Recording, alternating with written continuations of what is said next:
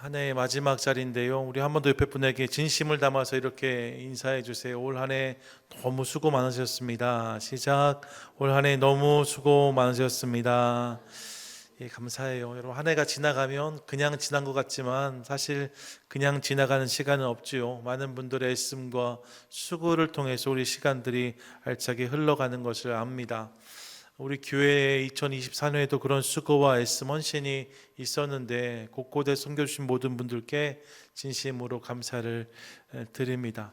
이제 송년 예배, 신년 예배 나누다 보니까요, 말씀을 한 해를 마무리하는 말씀과 여는 말씀으로 이렇게 나누어서 전할 수 있는 것은 좋은 것 같아요. 그래서 한 해를 마무리하는 말씀으로 함께 나아가려고 합니다. 여러분, 좋은 시작이 좋은 끝의 지름길이라면 좋은 끝은 좋은 시작의 디딤돌일 수 있습니다. 이해하시죠? 좋은 시작이 좋은 끝을 위한 지름길이라면 좋은 끝은 좋은 시작을 위한 디딤돌일 수 있습니다. 그런 맥락에서 한 해를 잘 마무리함으로 새해를 더 큰 감격과 기쁨으로 맞이하는 저와 여러분 우리 모두가 되시기를 축복합니다. 아멘. 오늘 송년 예배로 나아가는데요, 송년 예배 또 송구영신 예배를 드릴 때 꼭 대하는 본문 중에 하나가 이것입니다.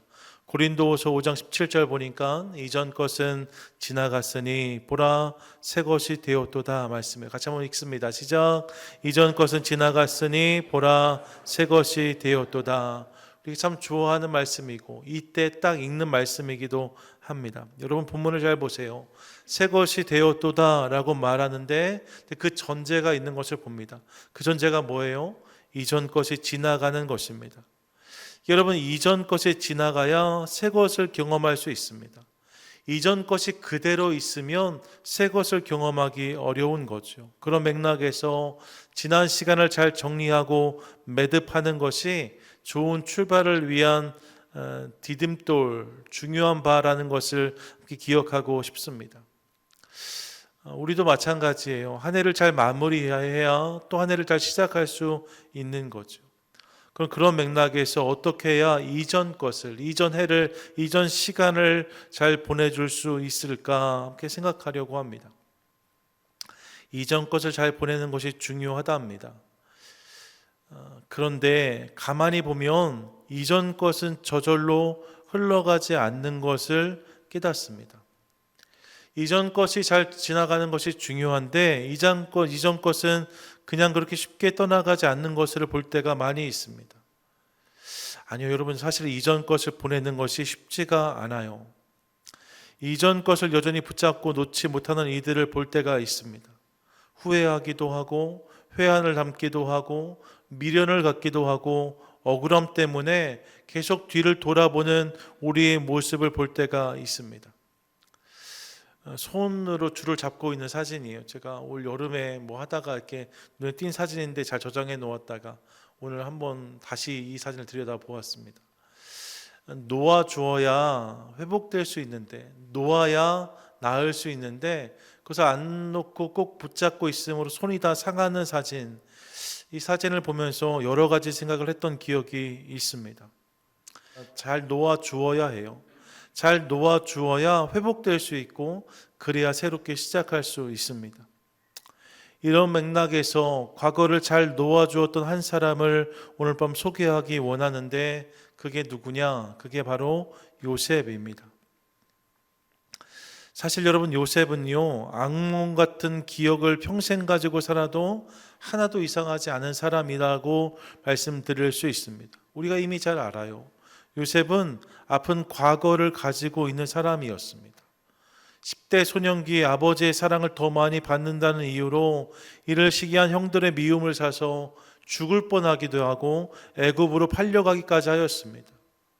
형들이 자신을 죽이려 했고 노예로 팔아 넘겼다는 사실이 그 어린 소년의 마음에 얼마나 상처가 되었을까 생각해 봅니다. 또 그렇게 노예로 팔려가서 보디발이라는 사람의 집에 하인으로 들어가게 되었는데 사실 여러분, 그 집에 처음에는 인간 이하의 대우를 받았을 거예요. 애굽의 노예들이 다 그랬기 때문입니다. 그 당시 종 노예는 정말로 취급을 받지 못하는 이들이었거든요. 그러니까 그런 이 인생을 살았을 것입니다. 하지만 그는 낙심하지 않고 주어진 상황에서 최선을 다해요. 그래서 점점 이 보디발의 인정을 받기 시작하지요. 근데 그러던 어느 날 보디발의 아내가 요셉을 유혹하게 되었고 이로 인해 억울한 누명을 쓰게 된 것을 우리가 기억합니다. 힘을 내려고 했는데 억울한 누명을 써서 또 다시 그 밑으로 내려가게 된 거예요. 이 일을 통하여서 노예였던 요셉은 이제 죄인이 됩니다. 그리고 감옥에 갇히게 되었다라고 성경이 말씀해요. 여러분 보세요. 아버지 야곱의 사랑을 받았던 금지 오겹 요셉이었는데 어느 날 갑자기 노예가 되었고 또다시 죄인이 되어 감옥에 들어가게 되었다는 거지요. 얼마나 마음이 무너졌을까, 얼마나 힘들고 어려웠을까 생각해 봅니다. 물론 이후에 하나님의 특별한 은혜와 섭리로 그가 애굽의 총리가 되지요. 하지만 여러분, 그가 그렇다고 해서 그가 경험한 아픔의 시간들이 결코 가볍다라고 말할 수는 없을 것입니다. 상처는 나아도 흉터가 생기고 아픔은 지나가도 흔적이 남기 마련이잖아요. 요셉의 마음에도 그런 흉터가, 그런 흔적이 남아있지 않았을까 생각해 봅니다. 도대체 내 삶은 왜 이렇게 되었을까? 어디서부터 문제였을까? 이런 생각하지 않았을까요? 힘들고 어려운 순간을 대할 때마다 말입니다. 노예로, 죄인으로 어려운 환경 가운데 나아갈 때마다 내 인생이 왜 이렇게 되었나? 그러면서 떠오르는 얼굴들이 있었을 거예요. 누구의 얼굴이 떠올랐을까요? 형들의 얼굴이 아니었을까 생각해 봅니다. 여러분, 분명합니다. 이 모든 일의 시작은 형들의 잘못된 결정이었어요. 형들의 시기와 미움, 잘못된 결정이 요셉의 인생을 어둠에 내몬 거죠. 그러니까 얼마든지 그런 생각하면서 이 요셉의 마음 가운데 분노가 싹틀 수 있었을 것 같습니다. 그래서 어느 시점이 되면 요셉이 형들에게 처절한 복수를 펼친다 해도 그것이 하나도 이상하지 않을 만한 그런 상황을 요셉이 지났다라고 말씀드릴 수 있어요. 그런 인생을 살아온 거죠. 그런데 이후의 요셉의 이야기를 살펴보면 그의 인생이 그럴 만한 시간도 만나고 그럴 만한 힘도 얻게 되어지지만 그의 인생이 그렇다고 해서 그런 복수극으로 흘러가지 않았던 것을 우리가 또한 깨닫습니다. 어려운 시간이 지나고 말씀드렸지만 하나님의 특별한 인도와 은혜로 그가 애굽의 총리가 됩니다. 그리고 시간이 흘러서 기근으로 인해 가족들이 애굽으로 다 내려오는 일들이 있었고 이를 통해 오랫동안 만나지 못했던 가족들을 다시 만나게 됩니다. 너무 그리웠던 아버지와도 재회하는 감격이 있었지요. 그리고 다시 여러 해가 지난 다음에 이제 야곱이 세상을 떠나게 됩니다. 요셉은 이것이 너무나 슬펐어요. 그래서 성대한 장례를 치르고 고향인 가나안 땅 마므레 막벨라 굴까지 가서 이 야곱을 장사했다라고 성경이 말씀하고 있습니다. 오늘 그것도 본문 앞부분인데 이게 야곱입니다. 가나안 땅으로 메어다가 마므레 앞 막벨라 굴에 장사하였으니 이는 아브라함의 헷족 속 에브론에게 밭과 함께 사서 매장지를 삼은 곳이더라. 이 야곱이 이삭이 묻혀 있는 곳에 가서 야곱을 장사하였다는 거예요. 애굽에서 가나안까지 올라가서 장례를 치르고 내려오는 거죠. 상상해 봅니다. 돌아오는 길 요셉은 무엇을 생각했을까요? 옛 생각이 떠오르지 않았겠습니까? 예전에 가나안 땅에서 애굽을 내려갈 때는 형들에게 미움을 사서 미디안 상인들에게 팔려서 노예로 끌려 내려갔어요. 그 길을 지금 다시 내려가고 있는 거죠. 수십 년 전 형들에 의해서 자신이 겪어야 됐던 여러 가지 어려움과 아픔이 떠오르지 않았을까 상상해 봅니다. 그런 일들이 그의 삶 가운데 있었으니까 말입니다. 그런 것을 느끼기는 형들도 마찬가지였던 것 같아요. 그래서 형들이 이 장례를 치르고 돌아와서 두려워 떨기 시작하죠. 자신들이 요셉에게 저지른 일을 누구보다 잘 알았기 때문에 두려워합니다. 그래서 오늘 읽었던 본문의 16절과 17절을 보시면 거짓으로 아버지의 유언까지 지어내어서 자신들을 해하지 말라고 요청하고 있는 형들의 모습을 봅니다. 야곱이 그런 말 한 적이 없어요. 그런데 형들이 요셉에게 말하는 거죠. 내가 떠나면 아버지께서 그렇게 전하라고 하셨어. 절대로 형들 해코지 하지 말라고. 절대로 형들한테 화내지 말라고 아버지가 신신당부하시더라. 이런 말을 했다는 거예요. 뿐만 아니라 18절을 보시면 그것으로 부족했던지 요셉에게 와서 엎드리면서 자신들을 종으로 여겨달라고 부탁합니다. 다 형들이잖아요. 근데 엎드려서 우리를 당신의 종으로 삼아 주십시오 말하는 거죠.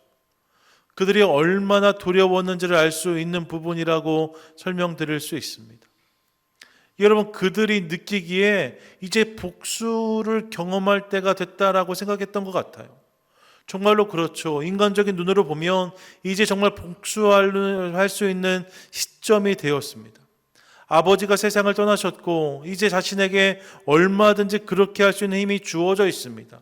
그러니까 과거에 나에게 상처를 주었던 그 사람들, 그 형제들에게 얼마든지 보복할 수 있는 상황이 요셉에게 주어진 거예요.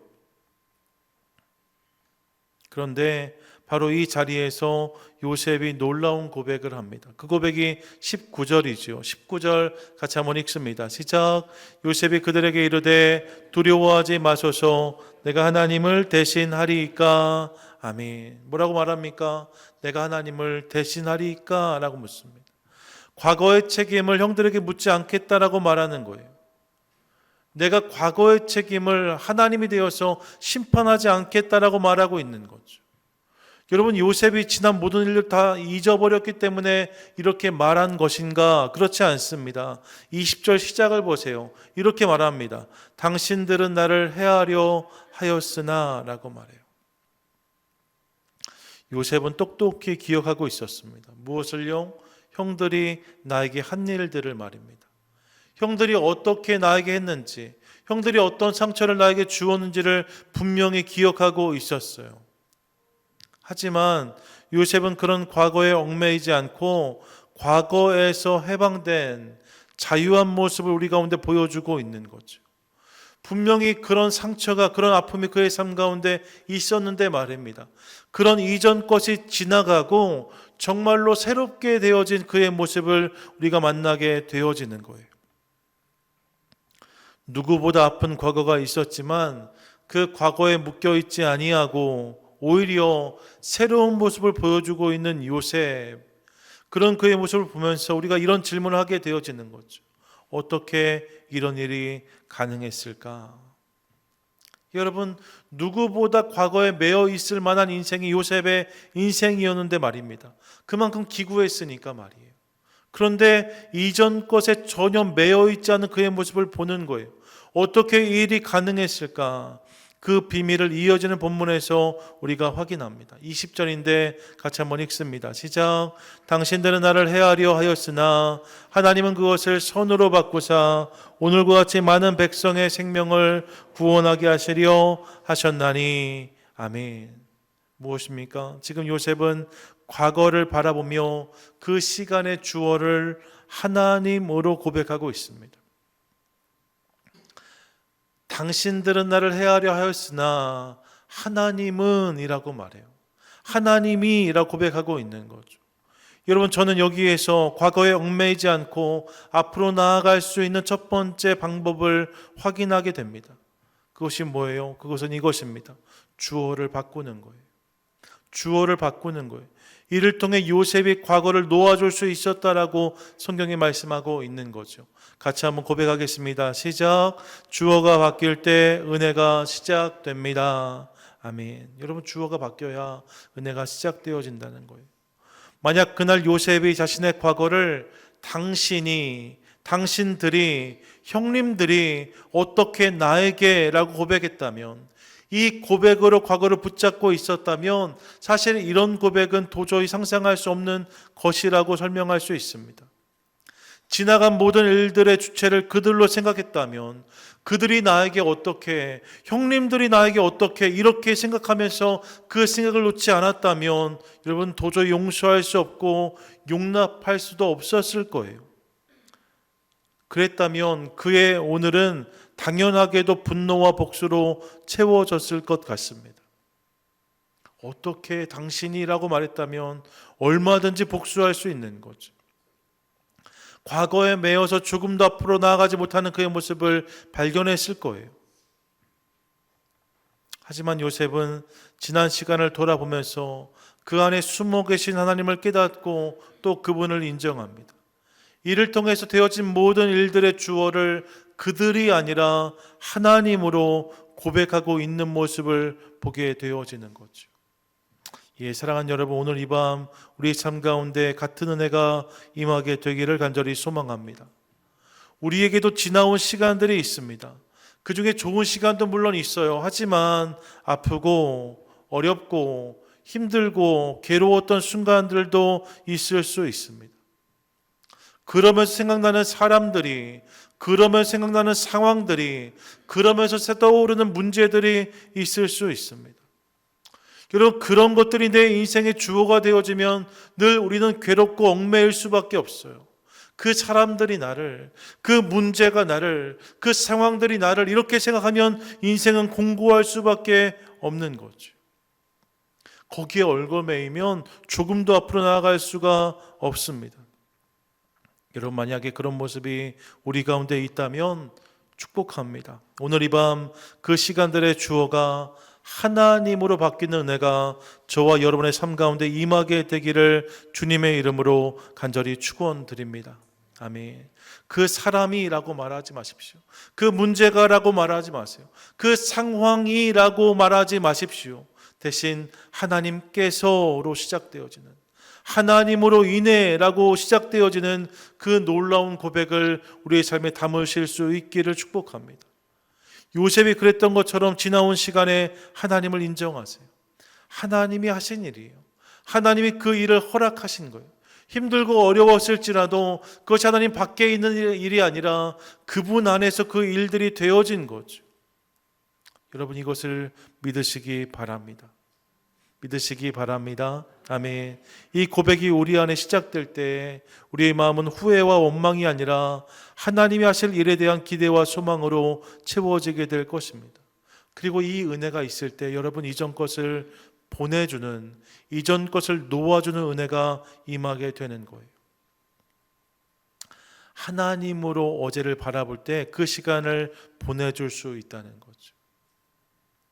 바라기는 지나온 시간의 주어를 하나님으로 고백하는 것을 통하여서 우리의 실수, 우리의 허물까지도, 우리의 상처와 아픔까지도 선용하여서 아름다운 오늘과 내일을 빚어가신 하나님, 그 하나님의 역사와 은혜를 경험하는 저와 여러분, 우리 모두가 되시기를 축복합니다. 아멘. 더불어 본문을 보면서 주어가 바뀜으로 지나온 시간에 대한 해석이 또한 달라지고 있음을 확인합니다. 같이 한번 고백하시죠. 시작. 은혜가 임하면 해석이 바뀝니다. 여러분, 이때 과거를 보내줄 수 있어요. 자, 분명 힘들고 어려운 상황을 요셉이 통과했다 합니다. 그러나 그 모든 상황의 주어를 형들이 아니라 하나님으로 고백하는 것을 통하여서 그의 고백이 이제 원망이 아니라 은혜로 바뀌어지는 것을 우리가 보았습니다. 그 은혜가 임하니 무엇이 달라지는가? 해석이 달라지는 것을 보게 되어지는 거예요. 본문 20절인데 같이 한번 읽겠습니다. 시작. 당신들은 나를 해하려 하였으나 하나님은 그것을 선으로 바꾸사 오늘과 같이 많은 백성의 생명을 구원하게 하시려 하셨나니. 아멘. 여러분, 이 일을 요셉이 지금 이렇게 해석하고 있는 거예요. 요셉이 경험한 일은 분명히 형들의 미움이 빚어낸 비극이었습니다. 인간의 욕심과 탐욕의 결과였습니다. 왜곡된 사랑이 만들어낸 어그러진 열매라고 할 수 있습니다. 사람만 보면 얼마든지 과거를 그렇게 설명할 수 있어요. 그런데 하나님이 보이기 시작하니까 그의 해석이 달라집니다. 내가 겪었던 일이 분명히 아프고 힘들고 어려운 일이었지만 하나님이 이를 통해서 하시고자 하는 일이 있었다라고 요셉이 고백해요. 그 일을 통하여서, 그 과정을 통하여서 오늘처럼 많은 사람들의 생명을 구원하셨다라고 요셉이 고백하고 있는 거죠. 나에겐 이것이 비록 아픔이었지만 이를 통해서 그분이 이루신 일이 있다라고 외치고 있는 요셉의 고백을 듣습니다. 예, 자신의 삶에 있는 상처를 보면서 이를 다른 이로 인한 흉터라고 말하지 않고 하나님이 당신의 뜻을 이루시기 위한 과정이었다 고백하고 있는 그의 모습이 귀하다 하고 싶습니다. 그렇게 지나온 시간들을 새롭게 해석하고 있는 거예요. 은혜가 있으니까 해석이 바뀌는 거죠. 여러분, 저는 우리 삶에도 이와 같은 은혜가 있게 되기를 간절히 소망합니다. 꿈보다 해몽이란 말이 있습니다. 어떤 꿈을 꾸었는 것보다 중요한 것이 그 꿈을 어떻게 해석하느냐의 문제라는 거예요. 여러분, 어떻게 해석하는지가 이후에 그의 반응을 결정합니다.